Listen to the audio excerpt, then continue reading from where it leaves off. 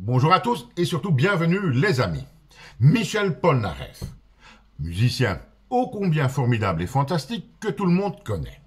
Ancien exilé fiscal aux États-Unis. Ça, c'est pas bien Michel, faut pas faire ça. Michel Polnareff, actuellement et momentanément de retour en France, et là, certaines mauvaises langues vous diront que Michel Polnareff se souvient qu'il est français ou se rappelle de la France quand il a besoin d'un petit peu de pognon dans sa poche.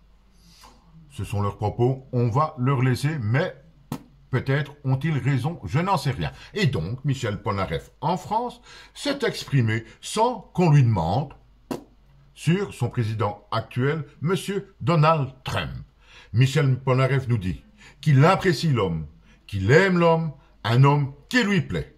Michel Polnareff ajoute que pourtant il ne fait pas de politique, il est apolitique, mais c'est l'homme politique qui lui plaît, l'homme Donald Trump.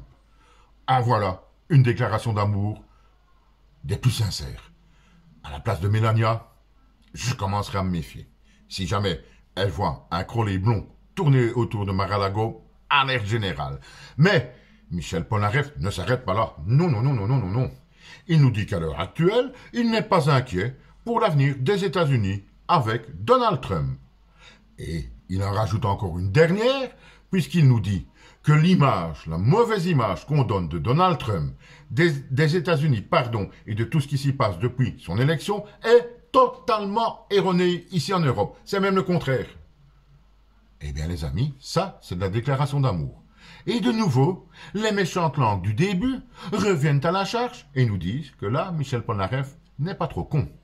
Michel Polnareff, exilé français aux États-Unis, sait très bien qu'à l'heure actuelle, il vaut mieux être dans les petits papiers ou du bon côté de la barrière avec Donald Trump.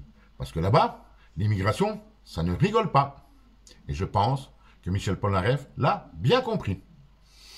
C'est un avis qui vaut ce qu'il vaut. Dites-moi ce que vous en pensez.